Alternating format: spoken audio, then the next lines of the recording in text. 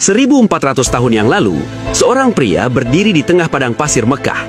Dia memegang tulang yang sudah rapuh, meremasnya sampai jadi debu, lalu bertanya dengan nada mengejek, "Bagaimana mungkin Tuhanmu bisa menghidupkan kembali debu ini menjadi manusia yang utuh?" Logika manusia saat itu sederhana.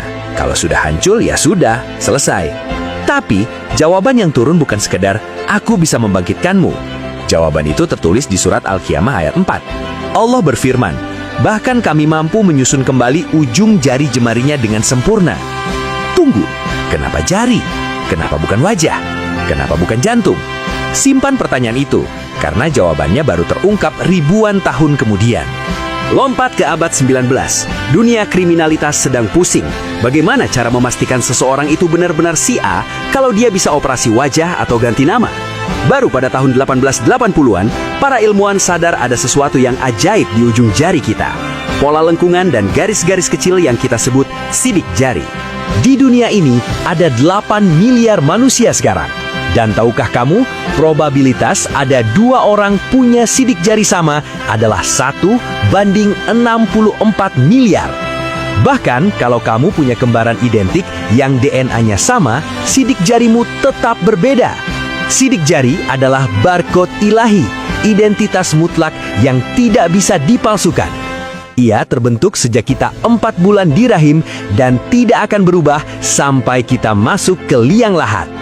Sekarang, mari kita hubungkan keduanya. Ketika Al-Quran menggunakan kata banana atau ujung jari, Allah sedang memberikan spoiler tingkat tinggi. Di saat orang zaman dulu menganggap jari hanyalah bagian tubuh yang sepele, Allah justru menunjuknya sebagai bukti kekuasaannya. Artinya apa? Di hari kebangkitan nanti, Allah tidak hanya menciptakan kita kembali secara massal. Dia akan merekonstruksi dirimu sespesifik mungkin.